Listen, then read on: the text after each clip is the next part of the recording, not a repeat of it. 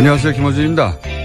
지난 9일 정부는 고가의 검사나 약 등 건강보험 비급여 항목을 전면 급여하는 건강보장성 강화 정책을 발표했습니다. 보수 진영은 일제히 비판에 나섰습니다. 되면 얼마나 좋겠냐마는 장밋빛 환상일 뿐이다. 유토피아적 정책을 국민을 대상으로 실험한다. 5년 후 건보료 폭탄으로 돌아올 것이다. 그렇습니다. 전면 급여화에 예상보다 돈이 더 들어서 목표를 임기 내에 달성하지 못할 수도 있습니다. 폭탄이란 말은 과장이지만 5년 후 건보료가 지금의 예상보다 더 오를 수도 있습니다. 돈 문제는 꼼꼼히 따져봐야죠. 그런데 새로운 국가 정책 중 실험이 아닌 게 뭐가 있습니까? 보수 정권 시절 낙수 효과 들먹이면서 이렇게 해야 경기가 부양돼 결국 중소기업과 저소득층까지 혜택이 돌아간다며 대기업의 재벌에 자원을 몰아주는 건 실험 아닌가요? 그 정책은 실패하면 어디서 보상해 준다고 해서 했습니까? 그리고 이 정도가 장밋빛 환상이면 아예 무상 의료를 수십 년째 하는 유럽 국가들은 뭐가 됩니까? 보장성 70%로 가자는 게 유토피아면 이미 평균 80%가 넘는 다른 OECD 국가들은 뭔가요? 문제는 돈이 없는 게 아닙니다. 나라에 돈은 있어요. 그 정도의 돈은. 진짜 문제는 돈을 어떤 우선순위로 쓰느냐 하는 거죠. 이 정책은 큰 병을 치료비 때문에 제대로 치료를 받지 못하거나 집안 살림이 무너지는 일이 없도록 하는데 나라 돈을 쓰겠다. 이렇게 우선순위를 정해두는 겁니다. 이런 실험이라면 마땅히 해봐야죠. 김어준 생각이었습니다. 시사인의 김은지입니다. 김은지 기자는 실손 보험 들었어요? 아니요, 없습니다. 네. 생각보다 실손 보험 든 사람이 많아요. 그렇죠. 많죠. 예, 예. 실손 보험이라는 게 이제 병원에서 비급여를 실제 들어간 돈만큼 보장해 주는 보험이거든요. 예, 그렇죠. 몇십만 원 정도 합니다. 근데 다쳐야지만 돌려받을 수 있는 그렇죠. 돈이기 때문에요. 그냥 보험이, 그 돈, 예. 보험료 지금 뭐 10,000원 오를 것이다, 20,000원 오를 것이다, 더 오를 것이다 하는데 그 수십만 원이거든요. 실손 보험에 가입한 사람이 몇 천만 명이에요. 그건 여기다 쓰면 됩니다. 받을 이유가 없어요. 연 몇십만 원이죠. 월 몇만 원이고. 그 돈이 이로 가면 나라가 보장해 주겠다는 거니까.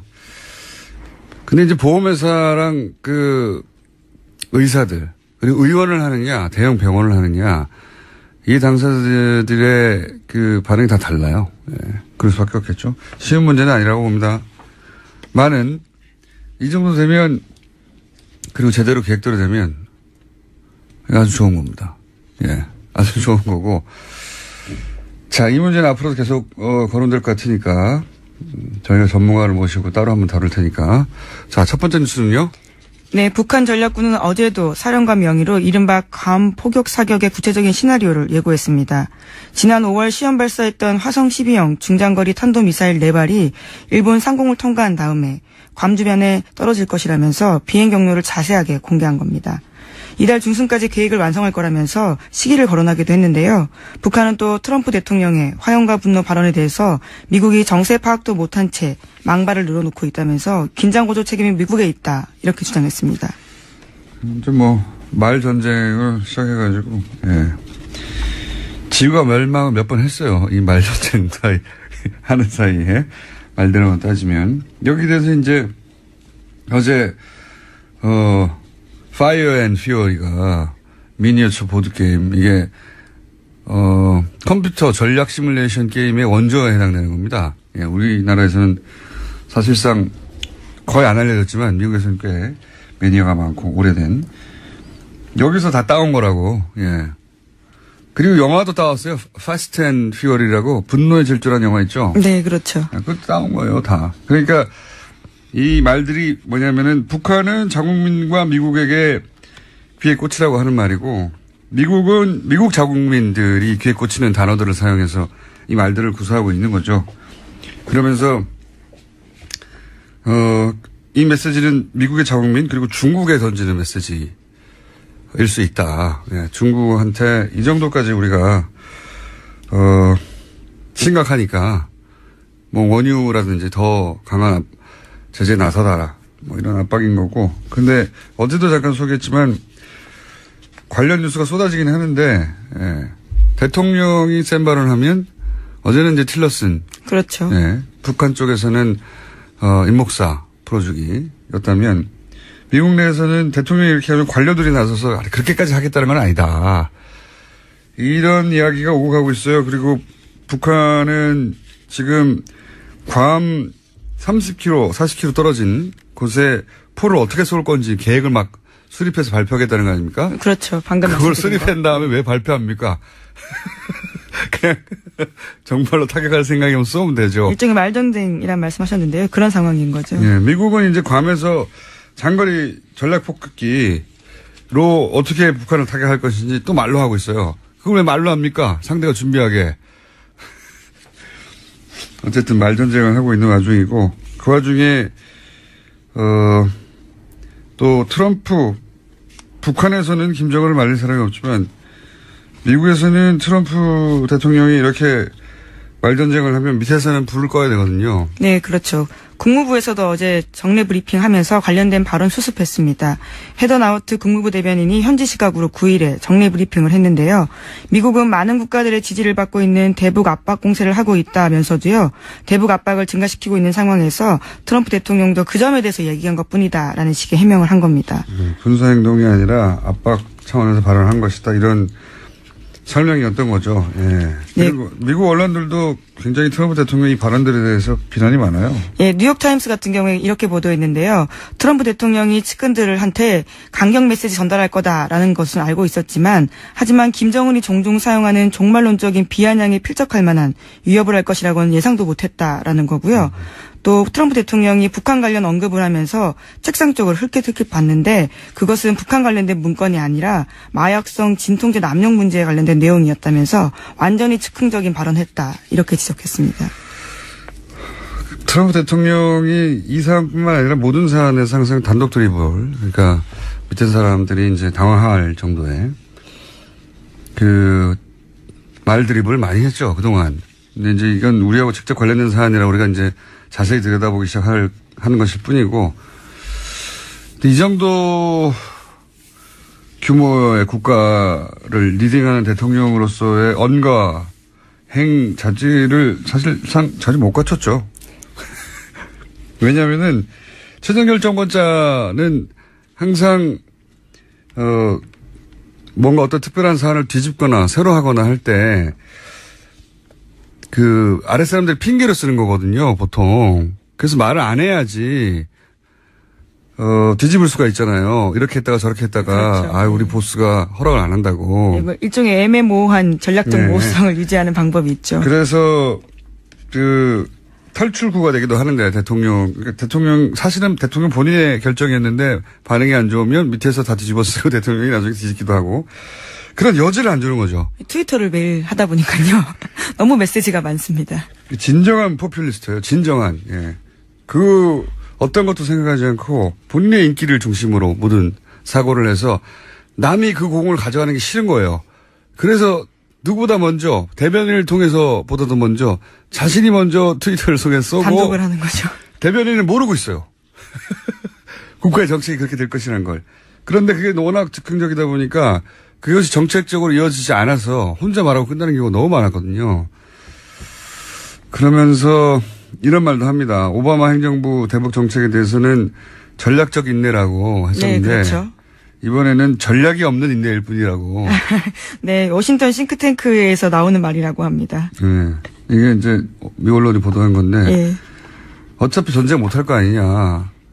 그걸 인내라고 표현한 건데 그런데 전략도 없다. 뭐 이런 비아냥이고 영국 가디언지에서도 영미권 언론들이 다 비난을 하고 있습니다. 예, 지난 6개월 동안 트럼프 대통령 행정부는 톤 다운 계속하면서 계속해서 6개월 동안 반복되면서 즉흥적인 이야기만 하고 있다라는 비판을 한 겁니다. 대통령이 센 말을 하고 밑에 사람들이 왜냐하면 이런 센 말을 하면 기자들이 달려간단 말이죠. 당연히. 네, 지금도 휴가지에서 기자들을 만난 겁니다. 달려가지고 이거 어떻게 생각하냐 묻는단 말이죠. 그 밑에 관료들은 그게 말이 안 된다는 걸 아니까 그렇게 하겠다는 건 아니고 이렇게 해석해 주는 거죠. 트위터 해석관들이에요, 지금. 네, 톤 다운을 다 시키고 있죠. 네, 대통령의 트위터 해석관들이 고위 관료들의 주요 역할로. 어쨌든 양쪽의 말전쟁으로 지금 지구가 3번 정도 멸망한 상태입니다. 또 관련 뉴스가 있나요? 네, 이에 대해서 전임 정권의 관료들도 비판하는 목소리를 냈습니다. 버락 오바마 미국 행정부에서 국가안보보좌관을 지낸 수전 라이스 전 보좌관 이야기인데요. 북한의 임박한 공격 징후가 없는 상황에서 미국의 대북 선제 타격 결정은 미친 짓이다라고 지적한 겁니다. 트럼프 행정부에서 점점 확산되는 대북 강경론에 일침을 가한 건데요. 또 트럼프 대통령의 화염과 분노 관련된 발언에서는 라이스 전 보좌관인 일침을 놨습니다. 공허한 핵전쟁 위협이라면 미국의 신뢰와 억지력을 훼손할 수 있고 김정은의 도발 및 실제 전쟁을 의도했다면 어리석은 짓이다라는 겁니다. 뭐 하여튼 트럼프 대통령의 어떤 호전적이고 화려한 그런 발언들이 주로 보도되고 있긴 했는데 실제 워싱턴의 싱탱크나 물론 뭐 강경파들도 분명히 있습니다. 네, 그렇죠. 네, 분명히 있으나만 그 못지않은 이게 말이 되는 소리냐 하는 무기의 목소리들도 있습니다. 네.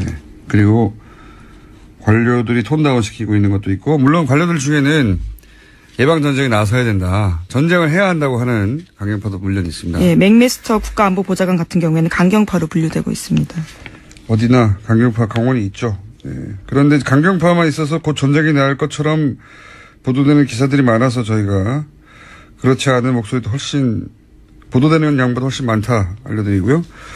국내 보도되는 양보다. 그런데 이제 재밌는 것은 미국은 이 정도 되면 한국 국민들이 난리가 날 줄 알았나 봐요. 그래서 이제 외신을 보냈는데 너무 조용해가지고 놀랬다 이런 기사들도 있었어요. 예, 네. 국내에 대한 이야기인데요. 미국과 달리 한국은 놀랍도록 무감각하다라는 보도가 잇따랐습니다. LA타임스는 전쟁 촉발 상황에도 한국인들이 놀라울 정도로 심드렁하다라고 전했고요. 월스트리트 저널은 한국인들은 북한 리스크를 투자기회로 보고 있다라는 식의 지적도 했습니다. TV조선이 이렇게 보도했어요. 한국은 놀랄 만큼 심드렁하다. 무감각하다는 뭐 거의 비슷한 뜻인데 경각심을 가져야 한다는 취지로 보수 종편에서는 미국도 이렇게 생각 말하고 있지 않냐. 예. 우리는 사실 이거 수십 년째 겪는 일이라 이쪽에 지금까지 이번에 지구 멸망 3번 정도 됐고요. 지금까지 하면 한 수백 번 정도 지구 멸망이 됐을 정도인데 보수 매체에서는 이제 경각심을 더 가져야 된다는 취지로 TV조선이 이제 이 보도를 했어요. 예. 하지만 TV조선의 직원들도 이 방송을 하며 방공호에 들어가서 방송하는 게 아니거든요. 예. 예. 보수 야당에서도 지금이 뭐 이렇게 할 때냐 하는데 다들 자기 집에서 잘 자고 있거든요. 예. 자기들 벙커로 들어가고 나서 이런 얘기를 해야죠. 자기들도 알거든요. 자, 오늘은 근데 인터뷰가 저희가 연속으로 2개가 잡혀가지고 제 발음도 세고 빨리 제목 몇 개 읽고 끝내야 될 것 같습니다. 자. 예, 어제 검찰 인사가 있었습니다. 네. 특검팀 검사들이 기술을 넘어 주요 보직에 박탈됐는데요. 특검팀에 함께 파견됐던 검사들이 이번 인사에서 윤석열 지검장 밑으로 대거 집결한 모양새입니다. 아마도 이제 검찰총장 인사까지 났으니까 윤석열 지검장이 뭔가 큰 드라이브를 걸려고 하는 게 아닌가 같습니다. 자기들이 믿는 사람들을 데리고 온 거죠. 예. 시간이 너무 없네요. 오늘 여기까지 하고요. 예. 못다한 것은 월요일 다시 짚어보기로 하겠습니다. 자, 오늘 평소 브리핑보다 한 6, 7분 짧게 해서 아쉽죠? 네. 예, 많이 줄어들었습니다. 예. 아쉽습니다. 예. 인터뷰 이렇게 잡혔던 거 어떡해요? 자, 지금까지 어제는 제가 리얼미터 하다가 김은지 기자 나가는 거 소개를 못했어요. 예. 제가 기억하고 있다가 2번 소개하겠습니다. 아니, 한 번만 하셔도 괜찮습니다. 시사인의 김은지였습니다. 감사합니다. 네. 2년 전 종교인 과세 법안이 국회를 통과했었죠. 그런데 종교인들의 반발로 시행이 3년간 유예됐었습니다. 이제 시행을 4개월 앞두고 있는데 또다시 과세를 2년 더 유예하자 하는 법안이 발의돼서 이 문제 한번 짚어보려고 합니다. 이 분야 전문가를 스튜디오에 직접 모셨습니다. 시사평론가 김용민 씨입니다. 네, 안녕하십니까. 뉴스공장 차기 MC 김용민입니다. 여러분이 생각하시는 그 김용민 맞고요. 본인이 왜 이 종교인 과세 문제 전문가인지 스스로 일단 먼저 얘기해 주세요. 네, 사실은 제가 이제 종교 언론 쪽에 오랫동안 몸담았었고요. 그 안에서 특히 그 보수와 진보 양쪽에서 모두 다 그 매체 경험이 있기 때문에 뭐 하여튼 그런 경험도 있었고 또 제가 낸 박사학위 논문이 한국 개신교의 정교 분리 원칙에 기초한 한국 개신교 역사. 예. 정교 분리. 예. 네. 정교 분리 문제와 관련해서는 또 제가 또 그거와 관련한 학위 논문도 냈었습니다. 부친이 목사님이시고. 그렇습니다. 예. 본인이 매주 예배를 인도하고 있습니다. 예. 네. 그리고 또 현재 목사 후보생을 하고 있습니다. 목사 후보생. 예. 자, 그럼 이 문제를 한번 본격적으로 짚어보겠습니다. 네. 그런 자격으로 이 문제를 이야기하러 왔는데 우선 이 종교인 과세를 특히 개신교가. 네. 예. 왜냐하면 천주교에서는 이미 세금을 낸 지 오래됐어요. 그렇습니다. 예. 개신교가 반대하는 이유가 뭐냐? 간단하게 짚어주십시오. 예. 이 개신교 전부 반대하는 건 아니고요. 진보 개신교계 쪽에서는 납세의 의무를 왜 회피해야 하느냐. 네. 우리도 이제 납세하자. 가이사의 것은 가이사에게. 네, 그렇습니다. 이미 2000여 년 전 예. 세금을 내야 하느냐고 물었을 때 예. 예수께서 답하셨지 않습니까? 예, 예. 가이사의 것은 가이사. 세금을 내라 이 말이죠. 예, 네. 그렇습니다. 근데 왜 안 내냐 이거죠. 사실 겉만 보면 도저히 이해할 수가 없습니다. 국민의 의무인 납세를 안 하겠다는 게 과연 정상입니까? 국민이면 다 세금을 내야죠. 국민이 세금을 안 내면 누가 세금을 내겠습니까? 현행 법 체계를 보더라도 국가가 세금을 안 거둘 뿐이지 목사님, 스님, 신부님, 교무님 이런 분들한테 세금 내지 마십시오. 이런 내용의 법 조항이 없습니다. 그러니까 그냥 법에 근거 없이 봐주는 거잖아요. 지금. 그렇습니다. 네. 이게 일제강점기 이후로 봐주고 있는 양상인데 박정희 대통령 시절에 한번 거두려고 했었어요. 그러다가 또 여러 가지 이유로 미뤄지다가. 당시에는 보수 기독교계의 정권 차원에서 도움이 필요했었기 때문에 그랬다고 치고. 네, 그렇습니다. 네. 근데 이제 보수 개신교계, 일부 개신교계의 반대 논리, 세금을 못 내겠다. 이런 논리를 보게 되면 도저히 납득하기 어렵습니다. 무슨 논리죠, 원래? 목사한테 그 근로소득세를 물다니, 목사가 근로자인가? 목사가 노동자인가? 예전에 교사가 노동자인가? 이런 그 시비를 걸었던 그런 정부도 있었는데, 어떤 목사님은 더 나갑니다. 일반 교인이 근로소득세를 떼고 헌금을 냈는데 그 헌금으로 사례금을 받는 목사가 또 근로소득세를 내면은 이건 이중과세다. 이런 주장을 펴고요. 요즘엔 좀 더 진화된 논리가 나왔습니다. 뭐냐면은 좋다. 목사가 근로소득세를 내면 교인들이 목사한테 주어야 할 특근수당이 이만저만이 아니다. 특근수당. 예, 그런데 철야 기도회. 이거 밤샘 근무 아닙니까? 그리고 새벽 기도회. 이것도 새벽 근무란 말이죠. 게다가 일요일, 휴일 아닙니까? 휴일 풀타임으로 뛰잖아요? 예. 이거 줄 거 다 주면은 교인들 등골 휜다. 이러면서 또 교인들을 두둔하는, 그들의 입장을 대변하는 논리도 나오고 있습니다. 이런 논리들이 사실은 논파되거나 반박된 지가 오래됐어요. 네. 이미. 그걸 여기서 반복할 필요는 없을 것 같고. 네. 목회자들이 소득세 납부를 꺼리는 가장 근본적인 이유가 뭐냐 이거죠. 근본적인 이유가 잘 알려지지 않아가지고. 예. 그러니까 사실. 대부분 이런 특근수당 같은 굉장히 특이한 논리들이 되면 사람들이 웃는단 말이죠. 예. 웃긴 웃는데 진짜 이유를 모르니까 개신교 전체가 사실은 욕을 먹는 경우가 있어요. 그 무기 로비스트 일광그룹의 그 이태규 회장이라고 혹시 이름 기억하십니까? 압니다. 예. 네, 교회에 기부해가지고 비자금을 처리했던 일명 클라라 회장이라고. 예. 이분이 예전에 그런 일이 있었어요. 지금 기독교 대한성결교회 본교회라는 교회의 장로인데 이 교회의 회사 간부가 본교회 목사의 동생입니다.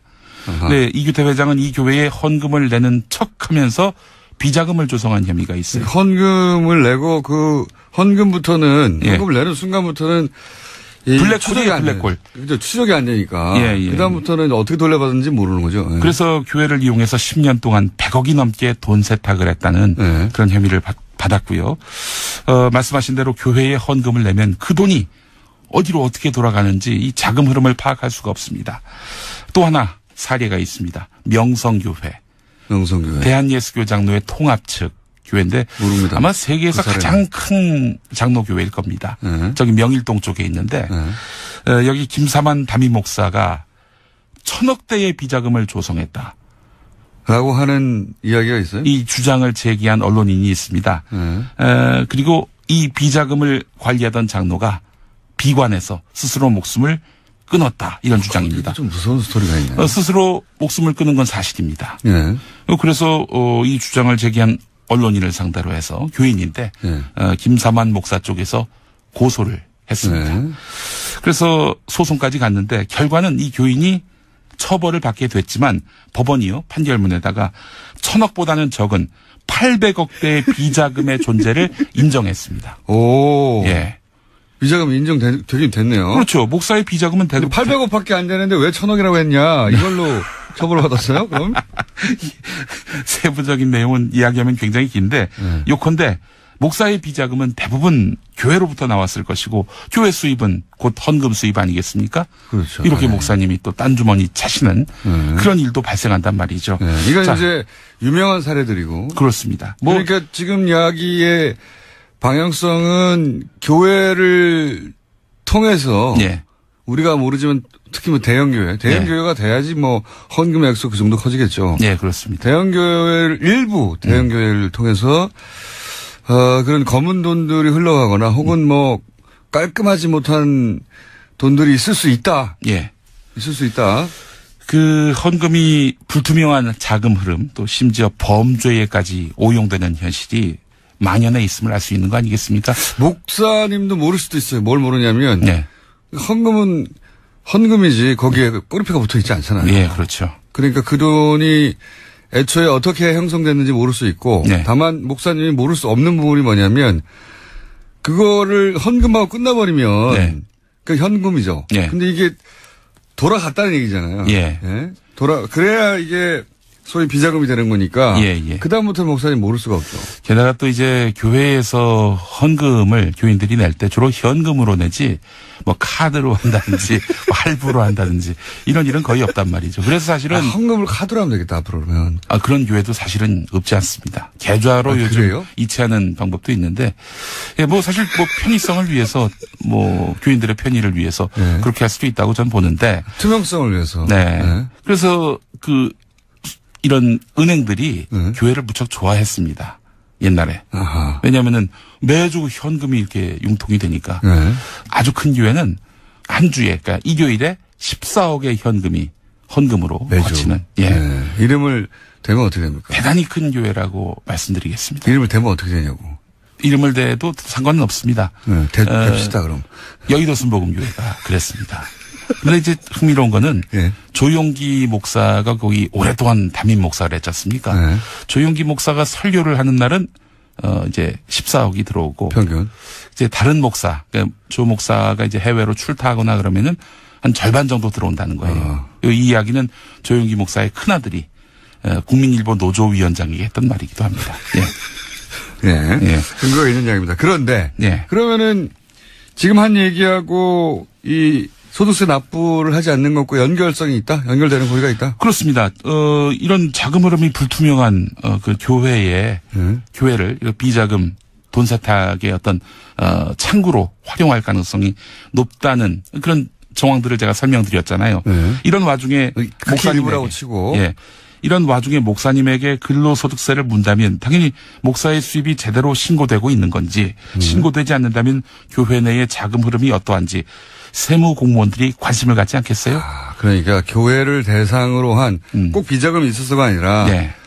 제대로 소득세를 내고 있는지에 대해서 네. 교회 회계를 들여다볼 수가 있고 그렇습니다. 그러면 말하자면 세무조사를 할 수도 있고. 조세 포탈이 짐작된다면 아무래도. 그러니까. 예. 그래서 이 세무조사까지 가게 된다면은 이거는 교회로서는 아주 최악의 상황이라고 판단하고 있는 거예요. 그래서 그러니까 이제 국가가 세무조사 권한을 근본적으로 가지는 걸 싫어한다. 예, 그렇습니다. 대형 교회들은. 예. 꼭 거기에 비리가 있어서라기보다는 예. 뭐 그 비리의 사례도 있지만 예. 근본적으로 교회 회계 장부를 들춰보는 걸 싫어한다. 네, 그렇습니다. 이때까지 마음대로 했었는데. 네. 그래서 사실은 이제 이 보수적 기반의 교회 연합단체장들이 하는 얘기가 목회자 과세는 교회를 파괴하려는 음모가 있다. 이렇게 주장하고 있는 겁니다. 아니 세금 내면 되죠. 사실 여의도 순복음교회 조용기 목사 같은 분은요.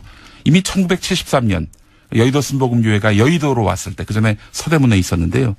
73년 올 때부터 본인을 포함해서 소속 부목사들 전원이 다 근로소득세를 내고 있습니다. 자, 여기서 이제 오해 소지가 있으니까 모든 교회가 무슨 기부 헌금을 통해서 비자금을 조성했다는 게 아니라 예. 대형 교회에 그런 사례가 있었고 네.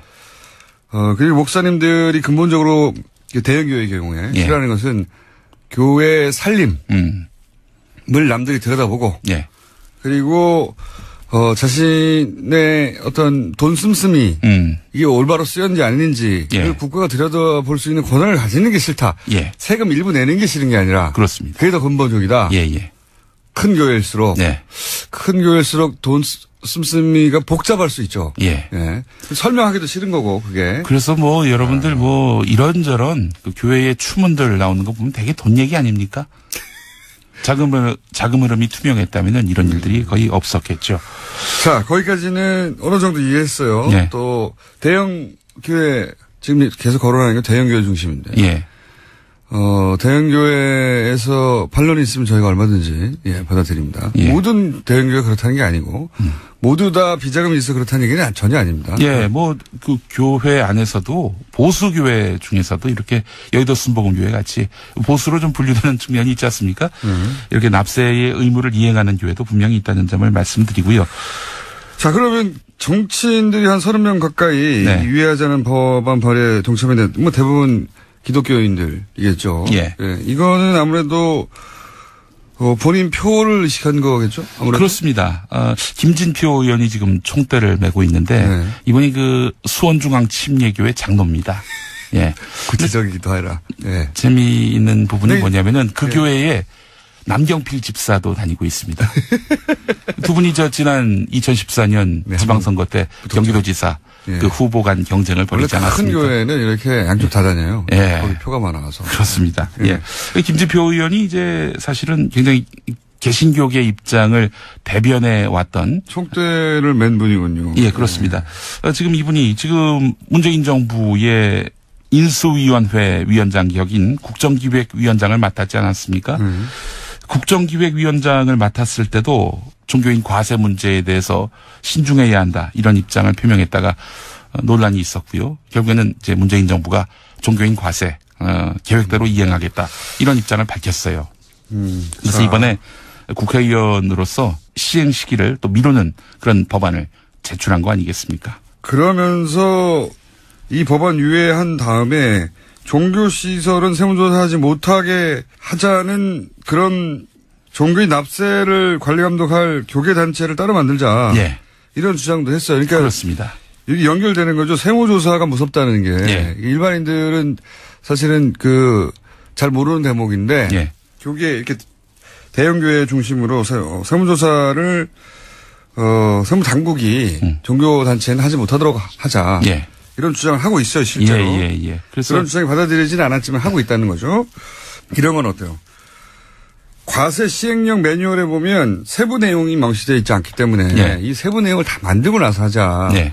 또는 뭐 2단 사이비 종교가 우리 세금 낼 테니까 종교를 인정해달라. 네. 그럼 어떡할 거냐. 네. 이런 것도 새로운 논리들이거든. 아이고, 제가 봤을 때는 그 얘기가 다 그 얘기예요. 한마디로 세무조사 하지 않게 해달라. 결국은 다 그거. 다 그걸로 귀결이 되는 내용들인데요. 김진표 의원이 사실은 이제 경제부총리를 지냈던 분이기도 네. 하고, 소시적에는 세무서장도 지냈습니다. 그래요? 예, 세무관계에 정통한 분입니다. 영월 세무서장 지냈어요. 영월 예. 세무서장. 그 당시에 그래서 일화도 있는데.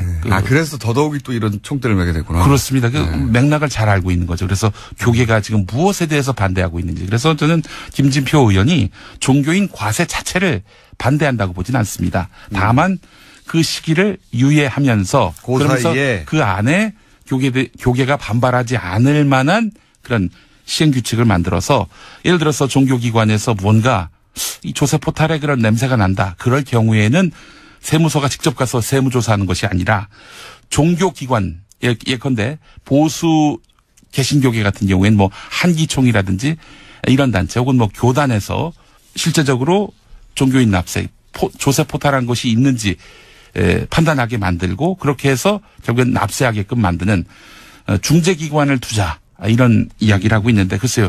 이거는 뭐 말이 안 된다고 보는 게요. 예. 우리나라는 돈도 종교예요. 예. 그럼 재벌들이 탈세할 때 재벌들끼리 모여가지고 전경련이 그러니까 중간에 단체를 만들겠다. 예. 그런 주장하는 거 마찬가지라고 봅니다. 예. 그래서 사실은 이런 어떤 특혜를 또 만들어내는 거 아니냐라는 비판의 또 측면에 있습니다. 알겠습니다. 오늘 여기까지 짚어봤습니다. 지금까지 바로 김영민 씨입니다. 예. 감사합니다. 아니 근데 평소에 딴 분들은 다음에 또 한번 모셔서 상세히 또 이야기를 더 들어보도록 하겠다. 그런 얘기 하지 않으셨습니까? 저는 다음에는 다른 분을 모시도록 하겠습니다. 수고하셨습니다. 감사합니다. 적폐 청산의 길목마다 나오는 이름이 있다. 이런 말들이 요즘 있습니다. 바로 이명박 전 대통령인데요. 자, 이 이명박 전 대통령과 최근에 지속적으로 등장하고 있는 댓글 사건을 비롯해서 적폐 청산의 길목 마주치는 이 현상 한번 짚어볼까 합니다.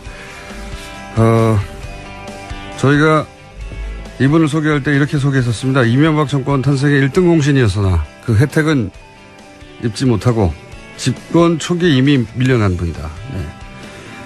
그래서 풍운하라고 제가 했었습니다. 정두환 전 의원이 연결됐습니다. 안녕하십니까? 네, 안녕하세요. 네, 오랜만입니다, 의원님. 네, 그렇습니다. 최근에 댓글 사건에 자꾸 이제 이명박 전 대통령 이름이 거론되다 보니까 네. 이런 이야기를 측근에서 했다고 보도된 게 있습니다. 선을 지켜라. 정권이 100년 가는 줄 아느냐. 네. 이런 말을 했다고 하는데 이 일부 측근의 의원님은 들어가지 않으시죠? 글쎄, 측근이 누군지는 모르겠는데, 뭐 그런 말 할 수도 있겠죠. 네, 뭐 측근으로서는 할 수 있는 말이죠. 예. 예, 왜냐면 아무래도 칼끝이 MB를 향하고 있는 것 같으니까, 저도 그런 생각이 드는데요, 이번 사건에 대해서는. 칼끝이 그쪽을 향하는 것 같다. 뭐 많은 사람들이 그런 생각을 하긴 하는 것 같습니다. 근데 제가 이제 이 질문을 드린 이유는, 정권 탄생의 1등 공신이라고 표현되고 그게 사실이긴 하지만, 최근에 이명박 대통령과 가깝게 지내시거나 그러지는 않으시는 거죠? 물론이죠. 예. 네. 마지막으로 만나신 게 언제입니까? 뭐, 기억도 안 납니다. 그래서 그쪽 사정을 알면서도 또, 어느 정도 객관거리가 있는 분으로 생각하다 보니 의원님밖에 떠오르는 분이 없어서 저희가 모셨습니다. 네. 자, 이 댓글 사건만을 따로 놓고 보자면 결국 원세훈 전 국정원장의 작품인데, 네. TBS 김종배 색다른 시선 출연하셔서 이런 말씀하셨어요. MB의 운명은 결국 원세훈 전 국정원장에게 달려있다. 이게 어떤 의미인지 좀 설명해 주십시오. 그러니까 이제 그 선에서 끝났는지 네. 아니면 진짜 정권 차원에서 한 건지 이제 수사를 하지 않겠어요? 예. 그러면 원세훈 전 원장 입장에서도 그동안에 이제 형도 살았고 또 앞으로 또 살아야 되고 네. 이것까지 또 덧붙여지면 또 많이 살아야 되는데 이게 부담스럽겠죠. 그래서 조금 더 감하고 싶은 생각도 당연히 있을 거고요, 인간으로서. 그러다 보면은 어떤 태도를 취할지 저도 참 귀추가 주목되는데요. 그러니까 이걸 보고 했느냐, 예. 네. 지시를 받았느냐라는 네. 질문에 아니다, 내가 다 했다. 네. 라고 하느냐, 아니면은 뭐 일부 보고한 것도 있다. 따라서 만약에 이제 일부 보고했거나 알고 있었다 이렇게 얘기가 되면 결국은 이명박 전 대통령까지 갈 수밖에 없을 것이다. 그래서 운명이 거기 달렸다. 이렇게 말씀하신 거죠? 그렇죠. 그러니까 상식적으로 생각하면 이제 보고를 했다고 볼 수밖에 없거든요. 상식적으로. 그런 내용을 보고를 안 했겠어요. 근데 이제 어떤 자세를 가지고 있을지 저도 잘 모르겠어요. 사실 뭐 말씀하신 대로 이게 이제 그 당시만 지금이야 큰 문제가 됐지만 그 당시만 하더라도 몰래 해낸 자신의 공이었단 말이죠. 네. 네, 그렇죠. 그러면은 뭐 자신의 직속상관 유일한 직속상관에게 자랑했으면 해직을 몰래 감춘다는 게 더 이해가 안 가는 일이요. 보고했을 법한데. 그러니까요. 근데 그렇게 밝힐지 안 밝힐지. 네. 이 많은 사람들이 궁금해하는데 원세훈 전 국정원장은 어떻게 발탁이 된 겁니까 당시에? 그러니까 저하고 이제 제가 서울시 부시장할 때 그 상수도 사업소장도 하고 경영관리실장도 하고 이제 서울시에 쭉 있던 분이에요. 예.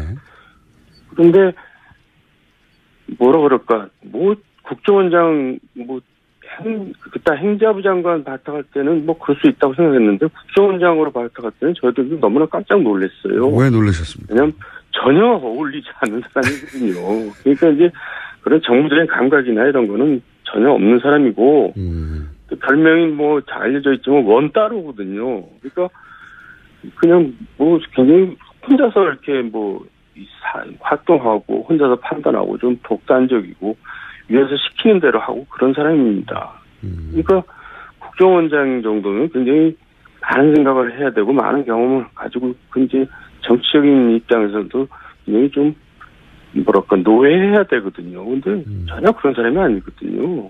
근데 어떻게 발탁이 됐죠? 그러니까 이제 MB 인사의 특징은 뭐냐면 적재적소는 전혀 아니고 전문성이나 이런 건 고려하지 않고 모든 건 다 내가 알아서 하고 내가 시키는 대로 그냥 잘하는 사람이 이제 최고라고 생각하는 인사죠. 보통 인사가. 그러니까 시키는 대로 잘하거든요. 그러니까 발탁을 한 것 같아요.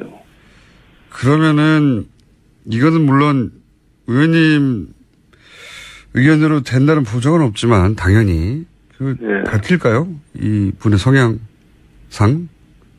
글쎄요. 근데 어쨌든 그런 걸 떠나서요. 네. 국정원장이 이제 좀 전에 얘기했지만 뭐 정치 공작을 하려면 수준이 있는 공작을 해야지. 키끝에 사람들 모아놓고 댓글이나 달고 앉았고 이게 진짜 남의 나라 국정원 그런 기관에서 보면 얼마나 웃기겠어요.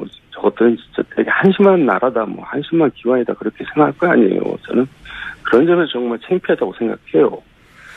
정치에 뭐 국내 정치에 개입하는 것도 뭐 잘못된 거지만은 그 수준이 웃긴다 이거죠. 맞습니다. 네, 그렇게 생각하시는 분들 많았고, 근데 이제 일부 측근이 그 100년 가는 줄 아느냐.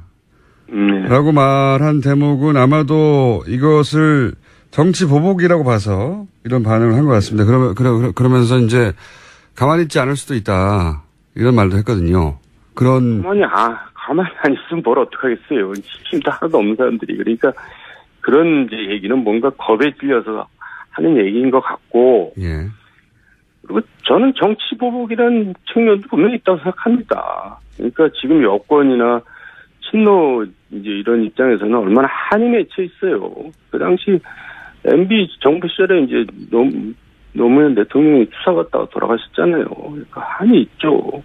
저는 정치 보복이라는 면도 당연히 있다고 생각합니다. 그럼 뭐 단어 선택의 문제인데 물론 그런 감정 가진 분들이 분명히 있을 수 있죠. 예. 네. 근데 이제 보복이라고 하면은 이제 법적인 문제가 없는데 만들어서 뒤집어 씌우는 거 아니냐 이런 뉘앙스가 깔려 있다면 어쨌든 법적인 문제, 불법이 있었으면 그런 감정이 있다고 그냥 봐줄 수는 없는 거 아니겠습니까? 물론이죠. 그러니까 이제 그런 게 깔려 있다는 뜻에서 한 얘기고요. 네. 근데 또 MB가 굉장히 신중하고 치밀하고 굉장히 뭐랄까 의심도 많은 사람이라서 그렇게 쉽게 또 이렇게 걸려들지는 않을 거예요. 제가 볼 때는. 쉽지 않을 것이다. 네, 그 양반이 그냥 자국을 남기고 그런 사람이 아니거든요. 자국을. 의원님이 당하실 때도 그랬나요? 자국 없이. 아니, 평소에 이제 무슨 그런 뭔가 좀 부담스러운 일이 있을 때는 본인이 책임을 안 지려고 이제 굉장히 밑에다 책임을 전가시키려고 뭐 이렇게 많이 해요. 평소에도. 예, 그러니까 이제 뭐 그런 입장 곤란한 일 같은 게 벌어질 때는 뭐 이렇게 보고를 할 때 아무 얘기를 안 하고 뭐 알아서 하든지 말든지 뭐 이런 식으로 항상 이제 내가 언제 하라 그랬어? 이제 뭐 이런 거죠. 문제가 되고 나면 항상 그렇게. 저도 그런 거 많이 겪어봤기 때문에 아하. 이렇게 쉽게 이렇게 걸려들 것 같지는 않아요. 그렇다면 네. 뭐 아주 많은 사건들이 있습니다만 그리고 그 중에는 이명박 대통령 혹은 그 측근들은 아주 억울하다고 하는 사건도 있을 수 있는데 네. 이거는 아마 점점 진행될수록 석연치 않은 구석들이 많이 나올 것이다 이렇게 생각하시는 대목도 있어요. 예를 들어서 뭐 롯데 혹은 뭐 자원외교 예. 혹은 본인이 생각하시는 여기가 좀 어렵다 하는 대목이 있습니까? 사건? 그러니까 사자방. 사대강, 자원외교, 방산 이쪽은 박근혜 정부 때 뒤질 만큼 뒤졌거든요. 박근혜 정부가 이명박 정부에 대해서 굉장히 뭐라 그럴까 정말 호의적이지 않고 거기도 뭐 정치보복적인 성격이 많았거든요. 수사를 하면서. 근데 이제 나오지 않았으니까 그걸 뭐 지금 와서 캔다고 해서 저는 별로 나올 것 같지는 않고요. 다 턴지는 않은 것 같긴 한데 어쨌든 그렇게 생각하시고 예. 예. 다만 롯데 이제 타워 부분은 흑연치 않은 점이 많죠. 그때 굉장히 청와대 차원에서 전방위적으로 압박을 가했거든요. 공군이나 이런 군에 대해서. 저 기무사령관, 병호식장까지 동원되면서 그냥 막 군인들을 회유 설득하고 뭐 그랬거든요. 이 사안은 의원님이 좀 자세히 아시지 않습니까? 뭐 많이 알려져 있죠. 실제로 그렇게 했으니까요. 그러니까 군이 반대하는 것을 기무사부터 여러 기관을 동원해서 군을 압박해가지고 찬성하도록 만들었다. 예. 거기까지는 어느 정도 알려져 있고 의원님도 주장하셨고 그런데 이제 그냥 롯데가 좋아서 이뻐서 그런 게 아니라 원래 이명박 대통령 스타일상 주고받는 게 있지 않았겠습니까? 그렇게까지 했다면? 아니 그러니까 그거를 이제 투자 활성화 차원에서 그걸 했다고 그러는데 투자 활성화 차원에서 하는데 뭐 이렇게 청와대가 나서서 국가안보실까지 나서서 이렇게 압박을 가고 그러냔 말이에요. 그건 좀 심한 거죠. 뭔가 무리를 한 거죠. 그렇게까지 무리를 했던 이유는 뭐라고 추정하셨습니까? 그때 당시? 그러니까 이제 거기까지만 얘기하겠습니다. 제가 내용 증거도 없이 얘기를 하겠어요. 하여튼 그때 당시 이거 단순한 투자 활성화 때문에 이렇게까지 하는 거는 너무 이상하다 이렇게 생각하셨다는 거죠? 네, 그건 너무 이상했어요. 네. 뭐가 뒤에? 심했어요. 네. 그렇다고 뭐 뒤에 정확한 거래가 어떻게 있었다라고까지는 말할 수 없지만 여기는 이상하다. 그걸 제가 어떻게 알겠어요. 그걸 저한테 알 정도로 하겠어요. 그때는 이미 최측근이 아니셨기 때문에. 아니 최측근이라도 그런 건 모르게 하죠. 그걸 어떻게 알게 해야. 이명박 대통령 스타일이 그렇습니까? 최측근들도 다 서로 모르게 합니까? 그건 누구나 다 마찬가지죠. 무슨 만약에 거래가 있었다면 그걸 알게 하는 사람이 어디 있어요. 이명박 대통령이 예를 들어서 혼자 다 하진 않았을 거 아닙니까? 누군가 시켰을 거 아닙니까? 이런 일들 누가 했나요? 모르십니까? 짐작이 가는 사람이 있지만 그것도 제가 한번 얘기할 수는 없죠. 짐작이 가는 사람이 있긴 있으시군요. 네. 그거는 저희 스튜디오에 나올 때 따로 한번 얘기해 주세요. 네. 자, 제가 오늘 다음에 또 모시겠지만 이 사건의 이 적폐청산 과정에서 계속 이름이 나올 것 같아서 오늘 적절하게 떨어져 계시지만 이명박 대통령의 스타일을 정확하게 알고 계신 분들 통해서 이제 어떻게 그쪽에서 반응할까 여쭤보고 싶어서 연결한 건데 논두렁시계 사건 같은 경우는 어떻게 생각하십니까? 이게 국정원 작품이라고 이인규 전 중수부장이 주장하고 미국에 최근에 가버렸는데. 네. 그게 제가 사실을 모르니까 뭐라고 얘기는 할 수가 없죠. 근데 어쨌든 국정원에서 하는 일들이 그렇게 좀 이상한 일들을 많이 했어요. 당시 이명박 전 대통령이 노무현 전 대통령에 대해서 어떻게 생각을 했나요? 어떤 인식을 가졌나요? 쉽게 해서 광우병 사태 때 이제 촛불 시위 때 많이 당하지 않았습니까? 예. 그걸 당했다고 생각을 했었겠죠. 그리고 촛불이 노무현 전 대통령 측의 작품이라고 생각했었던가요? 그 세력이 이제 결국 이제 주동을 했다고 생각을 하는 거고, 또 그거를 부추긴 인간이 있었어요. 그 당시에 뭐 국세청장인가 하는 인간이. 아하, 예. 이제 누굴 잡으려면 누가 어떻게 하면 된다. 이제 자기가 살아남으려고, 자기가 교체 위기가 의원님 생기니까, 예. 3부에 5분만 더 하시죠. 네. 알겠습니다. 거기까지만 하죠. 3부에서 5분만 더 하겠습니다. 정도원 의원입니다. 네, 2부 인터뷰가 채 마무리되지 않아서 2부 이어서 정도원 의원과 잠시 인터뷰 나눠보겠습니다. 의원님, 이명박 전 대통령이 노무현 전 대통령에 대해서 어떻게 생각했느냐라는 질문에 대해서, 당시 누구를 시켜서 누구에게 뭘 조사시키고 이렇게 얘기하다가, 이야기가 끊겼는데요. 좀 더 구체적으로 말씀하시면 어떤 내용입니까? 인터뷰하다가 다시 전화하는 경우는 처음이네요. 저는 가끔 합니다, 그렇게. 예. 하여간 그 당시에 이제 소위 권력기관장이 있잖아요. 검찰총장, 경찰청장, 국세청장. 네. 이제 국정원장까지 보통 그 권력기관장이라고 하는데, 이 국정원장 빼고 셋 중에서 네. 한 명만 남겨놓고 교체한다고 이제 그런 얘기가 이제 돌았어요. 네, 당시에. 그러니까 이제 누구 한 명이 살아남아야 되지 않겠어요. 네. 그러니까 이제 그 중에서 한 명이 이제 뭐 일을 벌린 것 같아요. 근데 그때 거기서 뭐 국세청에서 하여간 박연차 조사를 시작을 했거든요. 당시 한상률 그러니까 국세청장, 예. 그러니까 이제 한상률이라고 제가 딱 집어서 얘기는 못하고, 어쨌든 그래서 국세청장이라고 추정이 이제 저는 이제 되는 건데, 네. 거기서 이제 박연차 수사를 하면서 박연차를 잡으면은 노무현 대통령도 잡을 수 있다. 이제 그렇게 얘기를 했다는 거예요. 저도 전원으로 듣기에는. 전원으로 당시 그래서 듣기에. 이제 수사가 시작됐다는 거죠. 그런 이야기를 당시 국세청장이 했다는 겁니까? 그런 얘기를? 예, 그러니까, 태광을 조사하면,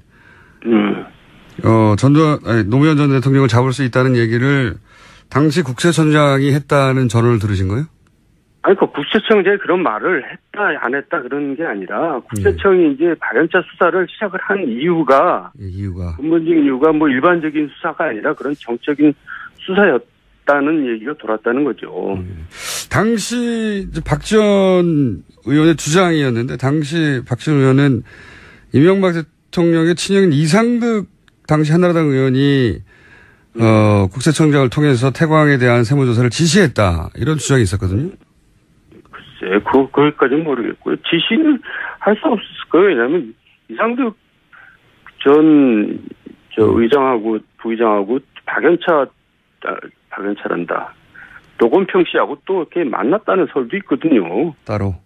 그러니까 거래가 있었다는 설도 있거든요. 그러니까 그 이상득 자체가 그거를 지시를 하는 건 좀 이상한 거죠. 본인도 거기가 연루가 될 수도 있는데.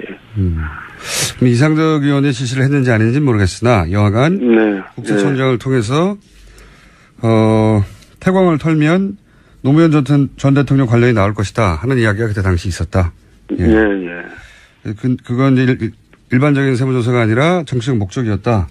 예. 라고 그때 당시 이야기가 돌았다는 거죠, 이미. 네, 그렇습니다. 그런데 그렇게까지 했어야 하는 이유가 뭐냐는 거죠. 제가 궁금했던 것은 왜 이명박 대통령이 노무현 전 대통령에 대해서 어떤 생각을 하고 있길래, 여기 마지막 질문인데요. 어떤 그 사람 생각까지 얘기할 수는 없고, 어쨌든 예. 촛불시 그 광우병 사태를 당하면서 예. 하여간 이 반대 세력이 만만치 않은 거잖아요, 시작부터. 예. 그러니까 이거를 뭔가 정리를 하고 넘어가지 않으면 국정 운영이 어렵겠다 생각을 했겠죠.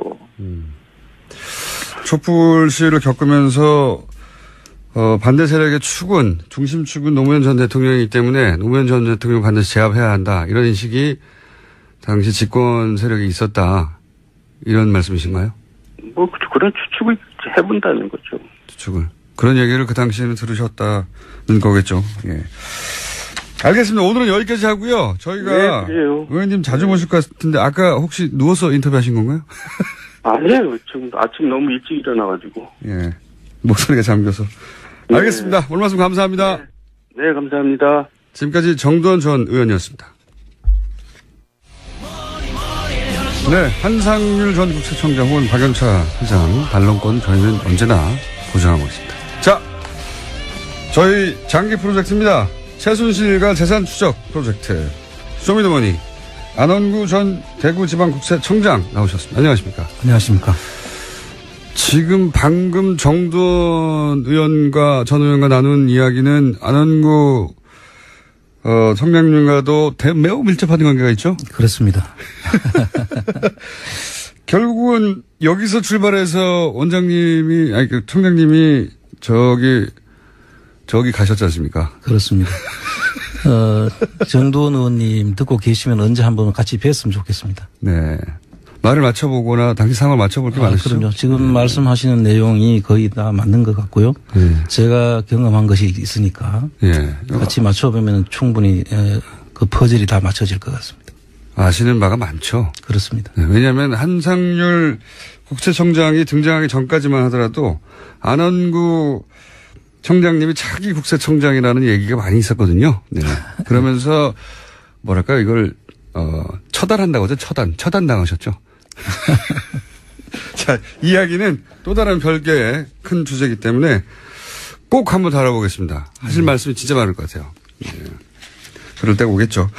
자, 오늘은 지난 시간에 시작만 하고 마무리를 못한 게 뭐였냐면 최순실 일가가 그러면 종잣돈이 어디서 나온 거냐. 원래 대단히 가난했다고 그렇습니다. 가족들이 여러 차례 여러 방식으로 얘기했는데 어느 날 보니 갑부가 되었어요. 네. 그래서 종잣돈의 출처를 구분을 해보자면 1970년대 구급봉사단 네. 그리고 유경재단, 정수장학회 그리고 영남대학으로 이어지는 재단들 그리고 박정희 전 대통령의 비자금 이것은 이제 미 의회에서 만들어낸 프레이즈 보고서에 근거한 금액들 그리고 이제 월남 파병 용사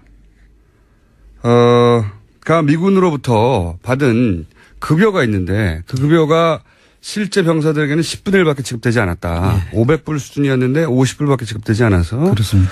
이 돈이 어떻게 된 건지 알려달라고 당시 월남 파병 용사들이 소송을 진행하고 있다. 여기까지 했고 이건 이제 세부적으로 좀 들어가서 그렇다면 구국봉사단이 어떻게 재산을 확보했는가의 사례로 안양 땅 의혹이 있다.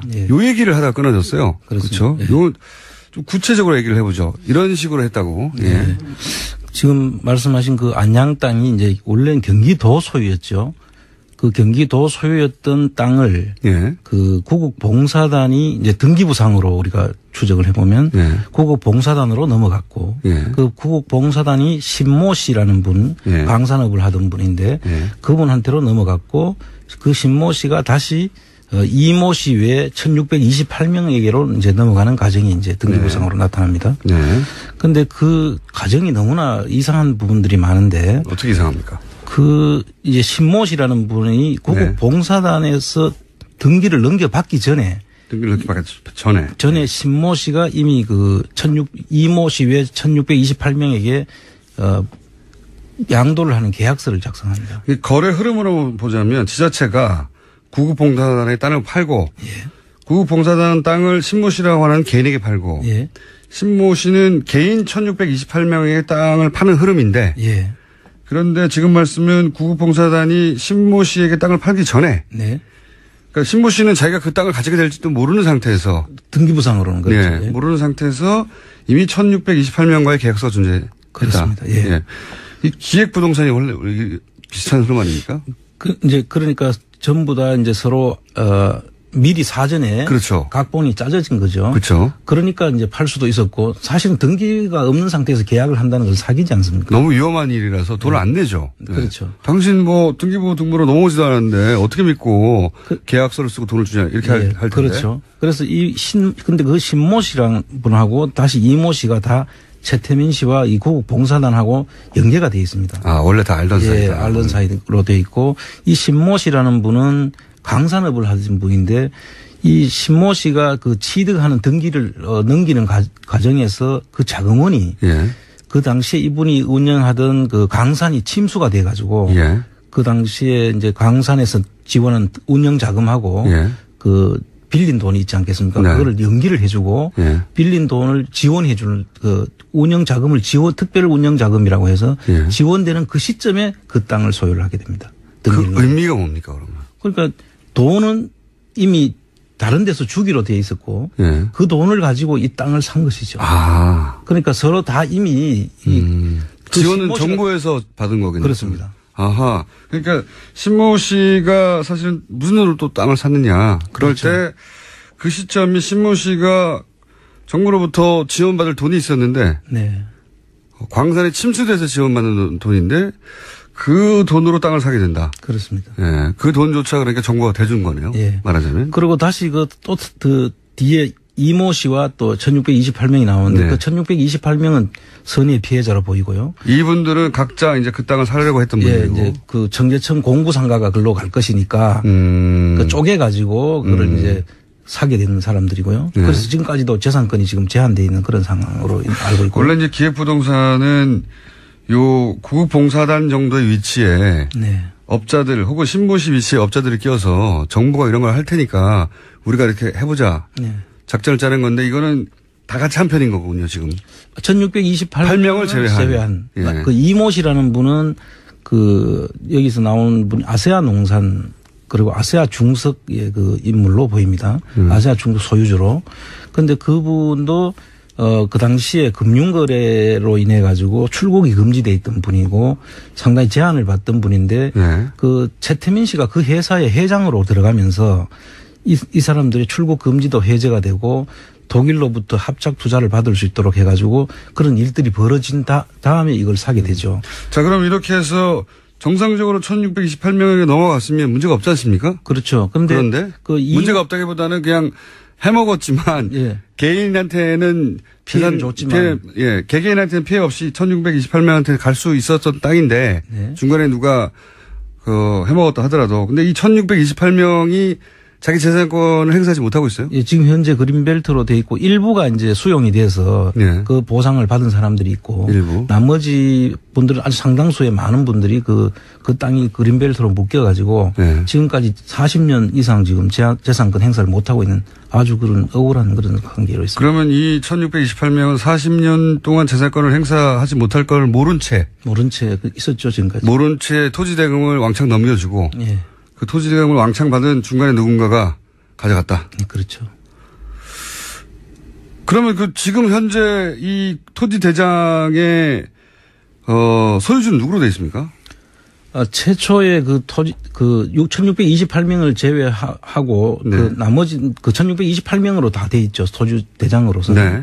그런데 그 과정이 넘겨오는 과정에 보면 예. 구국봉사단 그 42필지인데 필지가 예. 그 26필지가 일부 그 이모 씨라는 분 앞으로 넘어간 걸로 지금 보이고요. 그 다음에 그 중에서 4필지 예. 그게 한 7,000여 평이 되는 걸로 알고 있는데 그 4필지가 그 당시에 보면은 등기부상에 보면 예. 주소지만 나와 있어요. 주소지만 나왔는데 세종로 1번지. 세종로 1번지요? 청와대 아닌가요? 청와대? 세종로 1번지는 지금 청와대밖에 없거든요. 그리고 그 소유주는 공란으로 둔 거예요. 아, 이상하네요. 그렇죠. 그래서 토지 대장이 그런 경우는 없는데. 예. 그래서 이게 그 당시에는 수기로 이제 등기부 등본을 작성을 하긴 했는데 예. 폐쇄 등기부 등본을 보면 그 빈 공란으로 돼 있고 하나는 또 아세안 농산 주식회사 외 1인으로 돼 있죠. 예. 그래서 그 외 1인은 등장을 안 하는데 그 밑에 나는 또 하나를 보면 이름은 없고 예. 세종로 1번지라는 그 주소지만 나와 있죠. 세종로 1번지가 청와대 말고는 없지 않습니까? 그래서 거기에. 저희들이 그 당시에 구국봉사단이 그걸 취득을 했고 그때 명예총재였던 분이 이제 박근혜 씨였고 네. 그러니까 그분으로 추정을 할 수 있는 그런 근거를 저희들이 가지고 세종로 1번지라고 하는 소유주의 세종로 1번지로 되어 있다. 그렇습니다. 이름은 없고 예. 세종로 1번지가 땅을 소유할 수는 없죠. 그렇죠. 세종로 1번지라는 주소가 땅을 소유할 수는 없는데 아마도 세종로 1번지에 사는 사람의 소유라는 예. 뜻이겠죠. 그 당시에는 이제 전산화가 안 된 상태이기 때문에 아마 그분들을 초법적인 존재로 인식을 했던 거 아닌가. 이름도 없어도 그냥 그 주소만 써놔도 그분들 소유로 인정을 해주던 그런 시대가 아닌가. 세종로 1번지에 사는 사람이면 또 박근혜, 박정희 그렇죠. 이분들이지 않습니까? 예. 그런데 그게 이제 관련된 곳 단체 이름은 없고 그렇게만 돼 있다. 그 구국 봉사단이니까 그렇죠. 이 의혹을 가질만 하네요. 예. 예. 그렇게 해서 실소유는 실제로 그 땅을 실제 소유한 것은 박근혜 전 대통령 혹은 뭐 박정희 전 대통령이 아니었을까 하는 추정을 강하게 할 수 있는 땅이다. 실제 1628명은 재산권을 행사하지 못했다. 예. 예. 그런 의혹이 있다. 그러면 그 중간에 이 민간인들이 지불한 토지 세금은 중간에 누군가 가져갔겠고. 그렇죠. 예. 그런 식으로 재산을 챙긴 게 아니겠는가 네. 하는 의혹이 또 있고요. 그리고 또 다른 사례로 드신 게 병원을 세웠는데 뭐 병원을 매매하는 과정에서도 또 챙긴 것 같다. 구국 봉사단이 이제 처음에 북국 선교회부터 시작을 하죠. 임의단체로 시작을 했는데 그 선교단체로 이름을 표방을 하고 세웠는데 그게 좀 78년경에 구국 봉사단이라는 재단으로 이제 처음엔 사단법인으로 설립을 했다가 네, 재단법인으로 넘어갔다가 이름이 또 새마을 봉사단으로 이렇게 바뀌는 과정이 있는데요. 구국 새마을 봉사단이 생기면서 굴레방다리라고 하죠. 보통 아현동에. 예. 거기에 이제 경로병원이 있었습니다. 굴레방 다리는 없었습니다, 이제. 예, 그렇죠. 안양이 아니라 아현동에 예. 그 경로병원이 그 당시에 이제 경로병원이 예. 있었는데 그 경로병원이 이제 재단법인이 설립이 되어 있기 때문에 재단법인은 기본재산으로 들어가 있게 되면은 그거를 매각을 할 수가 없지 않습니까? 네. 그리고 청산을 하게 되면은 그게 국가 소유가 되죠. 재단의 예. 그 성격상. 그래서 재단법인은 사고 팔수가 할 수 없는 땅이죠. 예. 그런데 그 땅들이 이제 매각이 됐다는 거죠. 아, 재단법인은 사고 팔 수 없는데. 없는 땅인데도 불구하고. 어떻게 매각이, 누구에게 됐습니까? 그거는 명지원이라는 곳으로 매각이 된 것으로 보입니다. 그 명지원은, 명지대학교에서 운영하는 아마 그 재단이 소유가 아닌가. 예. 그렇게 싶은데 그 과정이. 그 과정에서.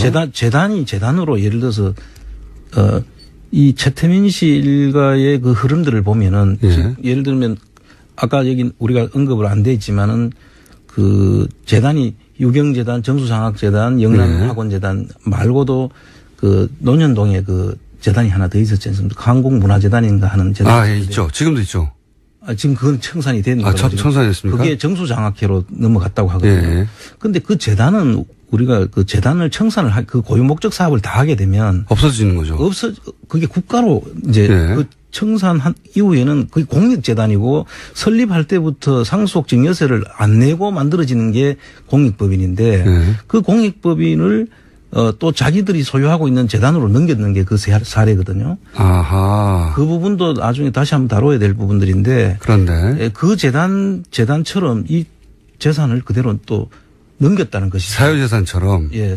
이 재단이라는 것은 공익법인으로서 우리가 인정해 주는 것이 설립 당시에 이미 상속 증여 세금 없이 설립을 해 주기 때문에 그거는 사실 국가 전체 거나 마찬가지입니다. 그런데 그거를 팔면서 그렇죠. 돈을 챙겼을 것으로 지금 보는 거죠. 팔았다면 돈이 오갔겠죠. 그렇습니다. 그래서 어떤 그 기사를 제가 보니까 그 당시 한 3억 5천만 원 정도를 받았다는 그런 70년대. 예, 70년대 말이에요. 그 지금 엄청난 큰 돈이죠. 그 당시에.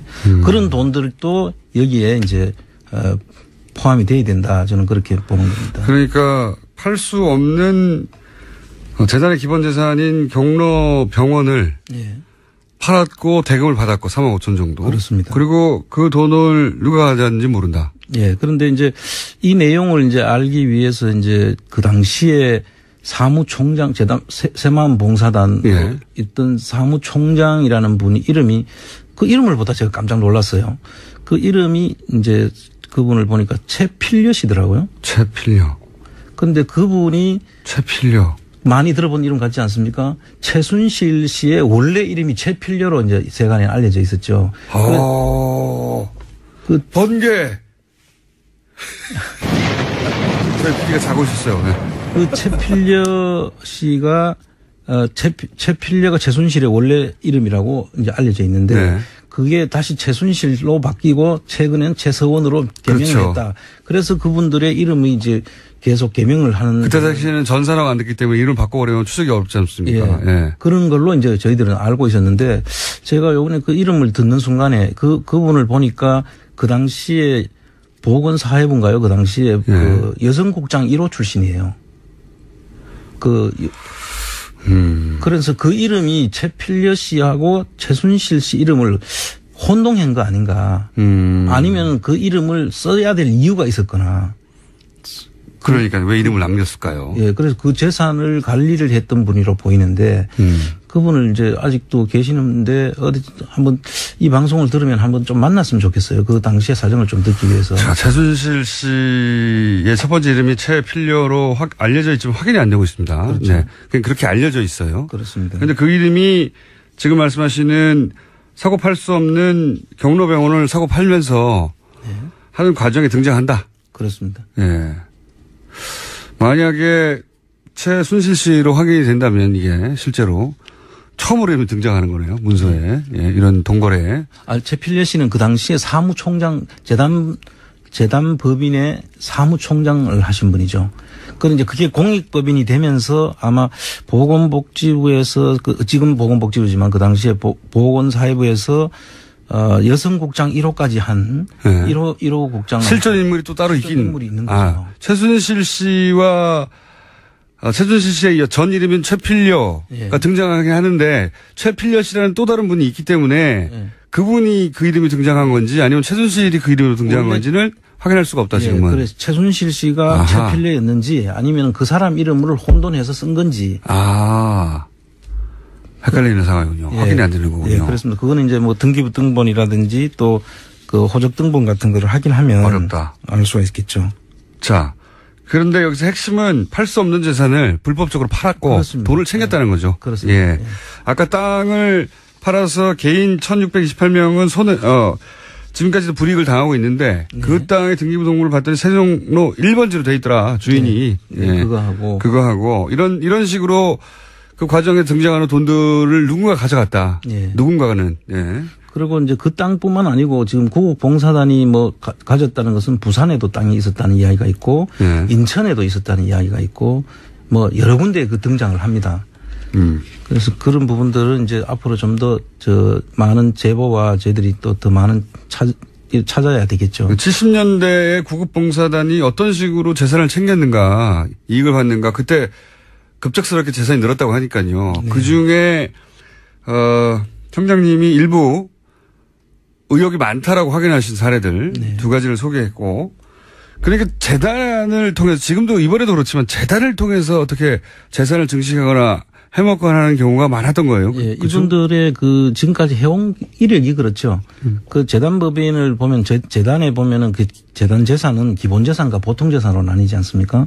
그 기본 재산은 절대 팔 수도 없고 손을 댈 수가 없는 그런 재산인 반면에 보통 재산은 그 운영 재산으로 운영할 수 있는 자금으로 우리가 쓸 수 있는 그런 재산인데 K미르 사건 때도 보면은 최초에는 기본 재산을 그 보통 재산을 1로 이제 하기로 했다가 최순실 씨가 그걸 바꿨다는 거 아닙니까? 그 보통 재산을 8, 기본 재산을 2 이렇게 해서 빼먹기 쉬운 구조로 바꾼 거죠. 돈을 쓸 수 있는 구조로 바꿔놨죠. 빼먹기 쉬운 구조로. 예. 예. 그럼 유경재단도 재단하면은 유경재단 아닙니까? 예. 예. 가장 유명한 게 유경재단도 지금 이런 식의 불법적인 재산 증식의 주요한 채널 이라고 볼 수 있겠네요. 예, 그렇습니다. 이제 구체적인 사례들이 또 있습니까? 예, 유경재단은 좀 상당히 참 많은데요, 얘기할 게. 예. 그 유경재단은 오늘 맛보기까지 하고 다음 주 이어가야 될 것 같아요. 아, 그렇습니까? 예. 네. 유경재단은 그 당시에 이제 69년도인가요? 그 네. 유경수 여사가 네. 돈을 1,000만 원을 내놓고 네. 그 처음에 이제 그 재단이 만들어지는데 그 뒤에 실제 지금 현재 형성되어 있는 재산들은 대부분 서울시와 이제 그 기부금으로 형성된 겁니다. 예. 네, 처음엔. 그래서 이제 지금 현재 뭐 재산이 1조 원이 넘는다라고 지금 하지 않습니까? 유경재단의 재산이 부동산이나 가치나 따져보면, 부동산 가치나 따져보면 1조 원이 넘는다고 하죠. 예. 네. 그 1조 원이 넘는. 1조 원이 아니라 그보다 훨씬 넘는다고 얘기하더라고요. 그 재산은 전부 다 그 서울시와 다른 기부금으로 형성된 재산이 애초에 한 99%가 되죠. 예. 그래서 그런 부분들이 박정희 대통령 그리고 그 일가는 여기 돈을 한 푼도 낸 적이 없어요. 이제 최초에 1,000만 원은 낸 걸로 되어 있습니다. 그 1,000만 원을 제약을 한 푼도 낸 적이 없어요. 그 뒤에는 한 푼도 낸 적이 없고 모든 운영과 그런 것들은 국가기관이나 또 기부금으로 전부 충당을 해왔고요. 그다음에 이제 뭐 그 어린이 꿈나무 그 어깨동무라든지 뭐 이런 그 출판도 하고 그 뒤에 많은 사업을 했죠. 예, 그런 사업들을 통해 가지고 이제 수익을 창출했는데 이 유경재단을 통해서도 재산 증식 불법적으로 재산 증식한 사례들이 있으니까 얘기를 꺼내신 거 아닙니까? 그렇습니다. 그런데 그렇죠? 그 부분들은 좀 그 내용이 많으니까 오늘 뭐 못 하십니다. 예. 그러면 그 이야기는 다음 주에 본격적으로 하기로 하는데 예를 들어서 그래서 유경재단은 이런 곳이다라고 주변인들이 코멘트하는 게 있었을 거 아닙니까? 우리는 유경재단은 당연히 복지사업을 하는 곳이다. 라고 생각하고 있었어요. 예. 뭐 그 이후에 하도 분쟁이 많아서 좀 뭐 시끄럽고 거기도 이상한 일들이 있나 보다 이 정도 생각하지 어떻게 구체적으로 유경재단을 통해서 불법적인 재산 증식이 이루어졌는지 모르는데 그 내막을 알던 사람이 유경재단에 대해서 평가했던 이야기들이 있을 수 있지 않습니까? 이제 주로 이런 거죠. 미승인된 그 임대 수입. 네. 원래 재단법인의 모든 재산 관리와 되는 것은 그 성격에 따라서 그 관리하는 그 고유 목적에 따라서 그 국가기관이 따로 있습니다. 예를 들면 장학 같으면은 교육청이라든지 여기도 어린이 교육 사업이었으니까 어린이 교육 사업을 하게 되면 해당 관할 그 교육청에서 그걸 관할이 하게 돼 있죠. 그런데 그 승인을 다 받아가지고 임대도 하고 해야 되는데 미승인된 상태에서 수익을 창출해가지고 그 돈들이 이제 회계도 투명하지 않고 신고하지 않고. 예. 네. 그래서 이제 그 돈들이 어디로 갔느냐는 것을 의심을 하는 것이죠. 제 말은 그거는 구체적인 사연은 다음 주에 할 텐데 제 말은 그렇기 때문에 그 내막을 알던 사람은 유경재단에 대해서 유경재단을 뭐라고 평가했다. 뭐 이런. 유경재단은 자기들이 놀이터죠. 완전 그 돈을 빼는 하나의 ATM 기계입니까? 예. 그냥 그 자체로서 그 월급을 책정해서 받아가기도 하고 그 사업에서 일부 또 챙겨가기도 하고 그런 내용들이 이제 쭉 나오는 거죠. 화수분이었나요? 뭐 그렇게 봐야 되죠. ATM이었다. 예. 여기까지 하고요. 항상 이 시간은 짧습니다. 하지만 이렇게 짧게 해야지. 다음 시간을 또 기다리시죠. 예. 다음 주에는 유경재단이 그러면 어떻게 재산을 불법적으로 증식하거나 그 일가가 돈을 가져갔는지 따져보기로 하겠습니다. 지금까지 은닉재산 프로파일러 안원구 전 대구지방국세청장이었습니다. 감사합니다. 예, 감사합니다. 불친절한 AS. 네. 김명민 씨 인터뷰 후기가 오늘 좀 많았습니다. 스튜디오가 굉장히 큰가 봐요. 공장장과 돼지가 같이 들어간 걸 보니까. 빚어봤습니다. 네. 그리고 요즘 제가 발음이 많이 새나 봐요. 예, 항상 새는데 더 새나 봅니다. 제가 원래 그렇게 발음이 새는 사람이 아닙니다. 예, 수면이 부족하다 보니까 항상 1년이 다 돼가는데도 수면이 부족해요. 건강 이상 없는 거 맞죠? 예, 발음이 새는 게 더 심해진 듯해서 걱정이 된다고 하는 분이 있는 반면 월요일은 월요일이라서 목요일은 목요일이라서 날씨가 더워서 발음이 샌다고 하는 핑계왕이라고 하는 분도 있습니다. 어쩌겠습니까? 네. 요즘 TBS 역건물로 출장 나와서 공장장 자주 보는데 의외로 날씨에서 깜짝깜짝 놀랍니다. 네. 10kg 찐 게 이 정도입니다. 얼마나 괜찮았겠습니까? 얼마 전에 뉴스공장 듣고 있는데 손님이 왜 뉴스공장 듣냐고. 예, 저를 싫어하는 손님이었나 보죠. 언쟁을 벌였습니다. 김어준 영원하라 성남 대리문수의 최기현 기사님. 네, 계속 트세요. 네. 그리고 싸울 때마다 문자 주세요. 소개해드릴 테니까. 여기까지 하겠습니다. 전통 디스토리어. 황교익 선생님 나오셨습니다. 안녕하십니까. 안녕하세요. 네. 뭐 알고 보면 다 일제시대고 막. 알고 보면 몇십 년 안 됐고 막. 알고 보면 70년 되고 막. 네. 그런 사이에 많은 음식들이 전통 음식이 아닌 것으로 밝혀져서 동심을 파괴하고 있는 어른의 동심을 파괴하는 거죠. 네. 그렇죠. 어른들도 동심이 있거든요. 네. 향수를 뒤집어 놓아서 죄송합니다. 오늘은 주제가 뭡니까? 나흘 후면 광복 71주년이고요. 그래서 일본 음식이 우리한테 이렇게 미친 영향을 잠시 이렇게 일본 음식이 우리한테 미친 영향을 이때까지 많이 했지 않습니까? 그렇죠. 오늘은 그걸 따로 주제로 해서 그 일상에서 가장 많이 먹는 음식은 아마 그 단무지일 겁니다. 아, 일본의 영향을 받아서. 그렇죠. 그 특이한 게 집에서는 잘 안 먹어요. 그 담궈 먹기 어렵죠. 그렇죠. 네, 귀찮고. 뭐 사지도 잘 않고요. 뭐 김밥 말 때나 이렇게 사고 식당에 가면 반드시 있어요. 중국집에 그렇죠. 가도 있고요. 분식집 가도 있고요. 라면 먹을 때도 있고요. 맞습니다. 아마 먹는 횟수로 따진다 그러면 김치만큼 자주 먹는 것이 아닌가. 입가심용으로 한 조각씩 먹긴 하죠. 그렇죠. 먹곤 하죠. 저는 잘 안 먹습니다만은. 근데 고기는 안 어울리거든요. 이 단무지가 원래 닭광이거든요. 닭광이 우리 땅에 들어와서 조리법도 바뀌었어요. 아, 그래요? 일본에서는 무를 말려서 다시 쌀겨에 넣고 해서 그 발효시키는 음식인데 우리는 말리지 않고 생무를 새콤달콤 짭짤한 국물에 이렇게 담궈서. 무슨 이렇게. 국물에 담그길래 그게 노랗게 되는 겁니까? 치자무를 원래 드리는 것인데 요즘 거의 다 식용색소를 쓰죠. 그래요? 예. 그래서 색깔이 노랗습니다. 먹으면 안 되겠네. 네. 그렇지는 않아요. 식용색소니까 그런 게 대한 걱정은 안 해도 되고요. 근데 그 닭광이. 그래도 그게 자연스럽게 난 색깔이 아니라 색소를 넣어서 만들어냈다는 거 아닙니까? 그렇죠. 예. 싫어요. 그런 거 걱정하면 안 됩니다. 그 식약처 믿어야 됩니다. 그래서, 우리 김치가 일본으로 넘어가서 기무치가 된 것에 대해서 우리는 많이들, 이렇게. 우려하고, 자존심 상해하고. 근데 일본 사람들은 닭광이 우리한테 넘어와서 단무지로 이름도 바꾸고, 조리법도 바꾼 것에 대해서 이렇게 뭐라 그러지는 않는다라는 게 아마 그 문화적인 그 우월감 같은 거 이런 것들이 일본 사람들이 더 강한 거 아닌가 이럴 때 그래서 가끔씩 김치를 기무치라고 부르고 자기식대로 레시피를 멋대로 해서 바꾸어서 먹는다라는 것을 우리가 일본 사람들한테 말하는 것 자체가 오히려 자존심 상하는 일일 수 있다. 저도 동의합니다. 예. 그래서 전 세계 음식 중에 안 그런 게 어디 있습니까? 그렇죠. 전 세계 음식점이 다 다른 나라 가면 그 나라 방식으로 변하게 마련인데. 그 나라 음식이 되는 거죠. 예.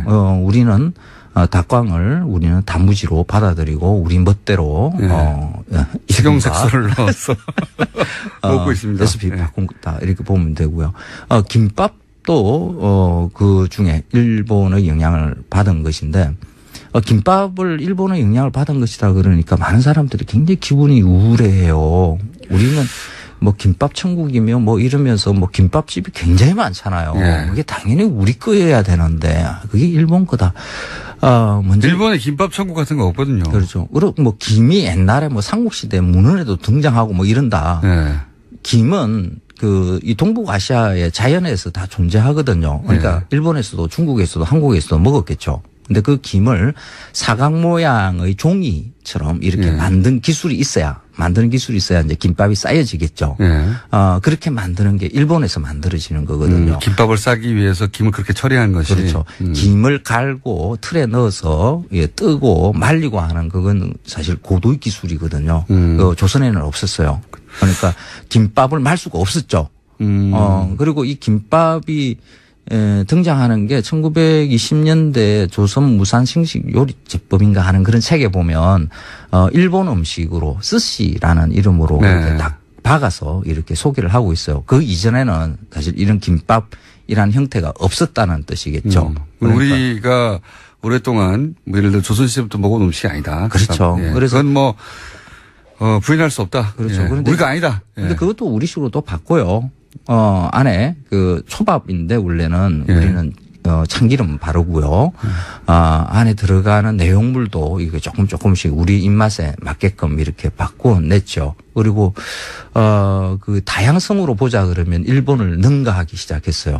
온갖 김밥 종류가 만들어지고 그렇죠. 예. 김밥 전문점 일본에는 없습니다. 우리나라에만 있는. 김밥에 안 들어가는 게 없어요, 이제는. 그렇죠. 예. 그래서 일본 사람들이 한국에 와서 김밥이 한국 음식인가 하고 그렇게 가고 있습니다. 그러니까 영양은 받아도 다 제각각으로 이렇게 음식이라는 게 뭐 그렇죠. 발전해 나가는 거다 이렇게 볼 수가 있겠죠. 그런데 일본 강점기가 우리 음식에 미친 영향이 단무지와 김밥밖에 없습니까? 그 외에 많죠. 우리의 추억의 음식인 겨울에 먹는 붕어빵. 원래 그 잉어 모양이거든요. 근데 잉어 모양의 틀을 잘 만들지는 못해서 어떻게 붕어로 우리가 바꿔 이렇게 먹고 있습니다. 그래서 그것도 원래 일본에서 가져온 거고요. 국화빵. 이거는 진짜 가슴이 좀 찌릿찌릿해요. 국화는 일본 그 왕각의 문양이거든요. 그렇죠. 그래서 그 왕각 문양으로 찍힌 빵을 우리는 추억의 음식으로 가지고 있는 게 그렇고요. 뜯어 먹는데요, 뭐 어때요? 그럴까요? 어디 모셔놓는 것도 아니고 뜯어 먹는데요, 뭐. 뭐 단팥빵. 우리 빵집에서 보고 있는 거의 빵들은 거의 일본에서 만들어진, 그러니까 서양에서 일본화한 빵을 우리가 다시 우리가 들어갔다. 먹고 있는 거죠.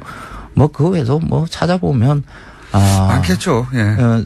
일제 36년의 기간이 우리 음식에 미친 영향은 어마어마하죠. 그 까닭은 조선에서는 그냥 농업사회였고요. 예. 일본 일제강점기로 넘어가면서 이제 산업이라는 게 조금씩 만들어지면서. 그렇죠. 일본이 근대화를 우리보다 훨씬 일찍 받아들였으니까요. 그렇죠. 속으로부터. 그래서 예. 노동자가 만들어지면 당연히 음식을 사 먹는 외식 산업이 예. 만들어지는 거거든요. 그래서 일제강점기에 만들어지는 여러 외식의 상품들은 일본의 영향을 크게 받을 수밖에 없었던 우리는 거죠. 식당이라고 해봐야 주막 정도였지 그 상업화된 그 전문적인 종목별 식당이라는 게 없었으니까 그전에는. 그렇죠. 예. 그래서 이 음식의 변화는 뭐 그렇다. 뭐 일제 영향들이 이렇게 많이 있었다 그러지만은 가끔씩 가다 보면 이게 정신의 영향도 좀 걱정을 해야 되는 거 아닌가 이런 생각. 3분 남았습니다. 그 부분이 뭔지 3분 만에 설명해 주십시오. 우리가 동화로 일본의 아름다운 동화로 읽고 있는 우동 한 그릇. 이라는 유명한 동화죠. 네. 감동적이라고. 청소년들이 반드시 읽어야 되고 뭐 연극도 영화도 만들어지고 뭐 이러는 것인데 이 원래 제목은 이제 소바 한 그릇이라는 소바. 예. 그 소설이 처음 이렇게 시작돼요. 석 달 금음에는 북해정에는 밥 빠진다 뭐 이러면서 시작하는데 석 달 금음에 우동집은 밥 빠지지 않거든요.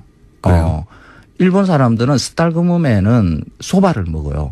메밀국수. 메밀국수를 먹으면 그 다음 한 해가 잘 그런 전통이 있다.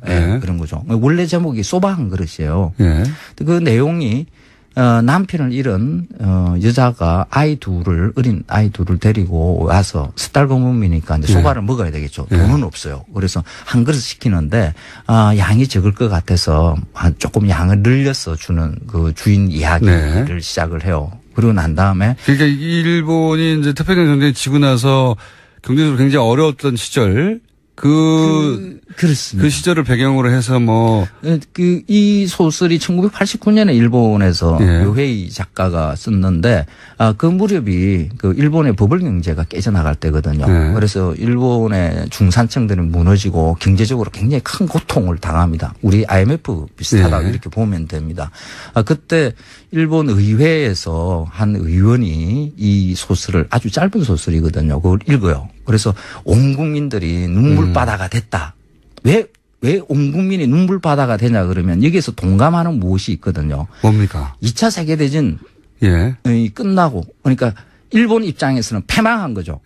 우리는 광복이지만은 패망했었을 때 뭐 전후의 사정은 일본은 굉장히 어렵거든요. 그 어려운 과정을 겪어내고 우리가 이만큼 잘 살게 된 것 아니냐 하는 그 내용을 담고 있는 게 그런 이미지를 가지고 있는 게 이 소바 한 그릇이거든요. 그러니까 온 국민이 우는 거죠. 그런데 지금 버블 경제가 깨져나오고 우리는 굉장히 기뻐해야 됐을 상황인데. 그렇죠.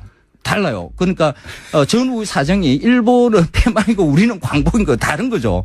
그런데 그걸 버블 경기가 깨진이 나가는 그때에 우리 그 고통도 이겨냈는데 우리 잘 이겨낼 수 있지 않겠느냐 하는 그 위로의 메시지가 이 패망도 이겼는데, 예, 패망도 이겼는데 경제 위기 우리 다 같이 이겨낼 수 있다. 그렇죠. 어려운 사람들에게 위로가 되는 메시지였다. 일본 사람들의 눈물을 흘리게 만든 배경을 가지고 있는 게 우리 한국 사람들이 읽어서 있잖아요. 눈물이 날 수 있는 게 아니거든요. 눈물이 안 났어요, 저도. 왜 이게 그렇게까지 유명한지 몰랐어요. 그렇죠. 읽어보면 별거 없어요. 그냥 그렇게 해서 애들이 장성해서 커서 네. 우동을 이제 소바죠. 소바를 갖다가 인원수대로 세 그릇 시켜 먹게 됐다.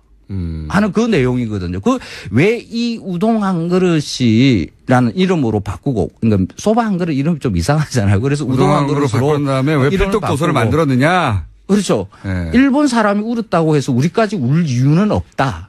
일본인들이 울었던 배경이 있는데 우리하고는 상관없고 거꾸로 기뻐할 상황이었다. 그렇죠. 그래서 여기까지 해야 됩니다. 우동 한 그릇 다시 한번 생각해 봅시다. 황교익 씨였습니다. 네, 저는 고맙습니다. 월요일 뵙겠습니다. 안녕. 안녕하세요, 김어준입니다. 지난 9일 정부는 고가의 검사나 약 등 건강보험 비급여 항목을 전면 급여하는 건강보장성 강화 정책을 발표했습니다. 보수 진영은 일제히 비판에 나섰습니다. 되면 얼마나 좋겠냐마는 장밋빛 환상일 뿐이다. 유토피아적 정책을 국민을 대상으로 실험한다. 5년 후 건보료 폭탄으로 돌아올 것이다. 그렇습니다. 전면 급여화에 예상보다 돈이 더 들어서 목표를 임기 내에 달성하지 못할 수도 있습니다. 폭탄이란 말은 과장이지만 5년 후 건보료가 지금의 예상보다 더 오를 수도 있습니다. 돈 문제는 꼼꼼히 따져봐야죠. 그런데 새로운 국가 정책 중 실험이 아닌 게 뭐가 있습니까? 보수 정권 시절 낙수 효과 들먹이면서 이렇게 해야 경기가 부양돼 결국 중소기업과 저소득층까지 혜택이 돌아간다며 대기업의 재벌에 자원을 몰아주는 건 실험 아닌가요? 그 정책은 실패하면 어디서 보상해 준다고 해서 했습니까? 그리고 이 정도가 장밋빛 환상이면 아예 무상 의료를 수십 년째 하는 유럽 국가들은 뭐가 됩니까? 보장성 70%로 가자는 게 유토피아면 이미 평균 80%가 넘는 다른 OECD 국가들은 뭔가요? 문제는 돈이 없는 게 아닙니다. 나라에 돈은 있어요. 그 정도의 돈은. 진짜 문제는 돈을 어떤 우선순위로 쓰느냐 하는 거죠.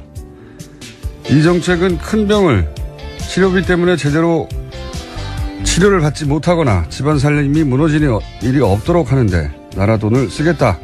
이렇게 우선순위를 정해두는 겁니다. 이런 실험이라면 마땅히 해봐야죠. 김원준 생각이었습니다. 시사인의 김은지입니다. 김은지 기자는 실손보험 들었어요? 아니요, 없습니다. 네. 생각보다 실손보험 든 사람이 많아요. 그렇죠. 많죠. 예, 네. 실손보험이라는 게 이제 병원에서 비급여를 실제 들어간 돈만큼 보장해 주는 보험이거든요. 네, 그렇죠. 몇십만 원 정도 합니다.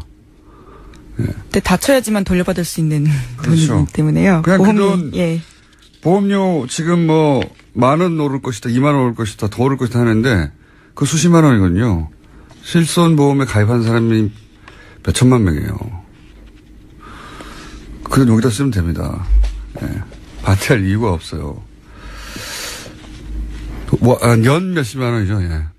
월 몇만 원이고. 그 돈이 이로 가면 나라가 보장해 주겠다는 거니까. 근데 이제 보험회사랑 그 의사들, 그리고 의원을 하느냐, 대형 병원을 하느냐, 이 당사자들의 그 반응이 다 달라요. 예. 그럴 수밖에 없겠죠. 쉬운 문제는 아니라고 봅니다. 많은, 이 정도 되면, 그리고 제대로 계획대로 되면 아주 좋은 겁니다. 예. 아주 좋은 거고. 자, 이 문제는 앞으로도 계속, 거론될 것 같으니까, 저희가 전문가를 모시고 따로 한번 다룰 테니까. 자, 첫 번째 뉴스는요? 네, 북한 전략군은 어제도 사령관 명의로 이른바 괌 포격 사격의 구체적인 시나리오를 예고했습니다. 지난 5월 시험 발사했던 화성 12형 중장거리 탄도미사일 4발이 일본 상공을 통과한 다음에 괌 주변에 떨어질 것이라면서 비행 경로를 자세하게 공개한 겁니다. 이달 중순까지 계획을 완성할 거라면서 말 드립을 많이 했죠, 그동안. 근데 이제 이건 우리하고 직접 관련된 사안이라 우리가 이제 자세히 들여다보기 하는 것일 뿐이고, 이 정도 규모의 국가를 리딩하는 대통령으로서의 언가, 행 자질을 사실상 자주 못 갖췄죠. 왜냐하면은 최종결정권자는 항상 뭔가 어떤 특별한 사안을 뒤집거나 새로 하거나 할 때 그 아랫사람들이 핑계로 쓰는 거거든요, 보통. 그래서 말을 안 해야지 뒤집을 수가 있잖아요. 이렇게 했다가 저렇게 했다가 그렇죠. 우리 보스가 허락을 안 한다고. 네, 뭐 일종의 애매모호한 전략적 모호성을 유지하는 방법이 있죠. 그래서 그 탈출구가 되기도 하는데 대통령 사실은 대통령 본인의 결정이었는데 반응이 안 좋으면 밑에서 다 뒤집어 쓰고 대통령이 나중에 뒤집기도 하고 그런 여지를 안 주는 거죠. 트위터를 매일 하다 보니까요. 너무 메시지가 많습니다. 진정한 포퓰리스트예요. 진정한. 예. 그 어떤 것도 생각하지 않고 본인의 인기를 중심으로 모든 사고를 해서 남이 그 공을 가져가는 게 싫은 거예요. 그래서 누구보다 먼저 대변인을 통해서 보다도 먼저 자신이 먼저 트위터를 속에 쏘고 단독을 하는 거죠. 대변인은 모르고 있어요. 국가의 정책이 그렇게 될 것이라는 걸. 그런데 그게 워낙 즉흥적이다 보니까 그것이 정책적으로 이어지지 않아서 혼자 말하고 끝나는 경우가 너무 많았거든요. 그러면서 이런 말도 합니다. 오바마 행정부 대북 정책에 대해서는 전략적 인내라고 했었는데 네, 그렇죠. 이번에는 전략이 없는 인내일 뿐이라고. 네, 워싱턴 싱크탱크에서 나오는 말이라고 합니다. 네, 이게 이제 미 언론이 보도한 건데 네.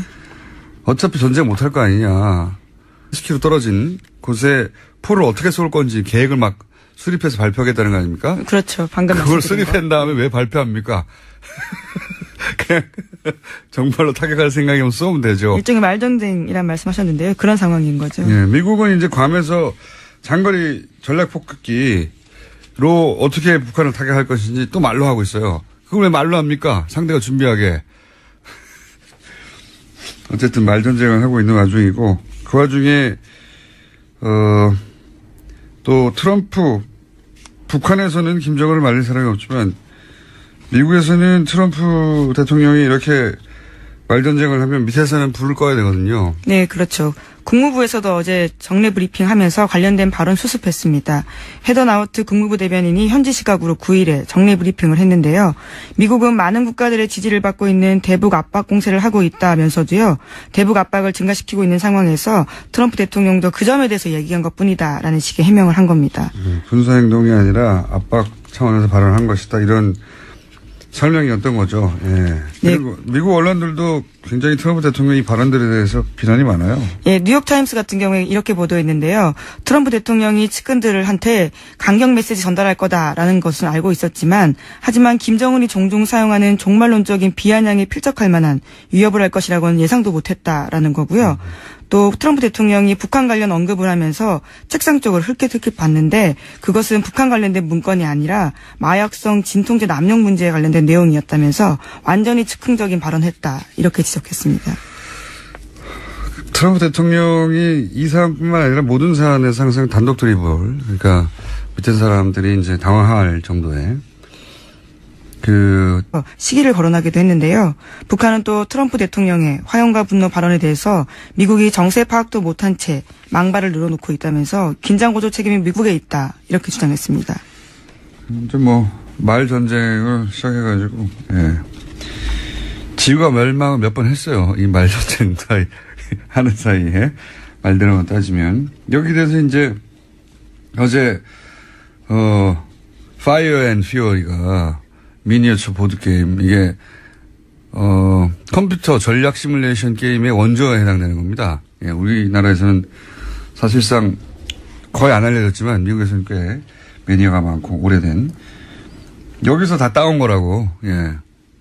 그리고 영화도 따왔어요. Fast and Furious라고, 분노의 질주라는 영화 있죠? 네, 그렇죠. 그것도 따온 거예요, 다. 그러니까, 이 말들이 뭐냐면은, 북한은 자국민과 미국에게 귀에 꽂히라고 하는 말이고 미국 자국민들이 귀에 꽂히는 단어들을 사용해서 이 말들을 구사하고 있는 거죠. 그러면서 이 메시지는 미국의 자국민 그리고 중국에 던지는 메시지일 수 있다. 예, 중국한테 이 정도까지 우리가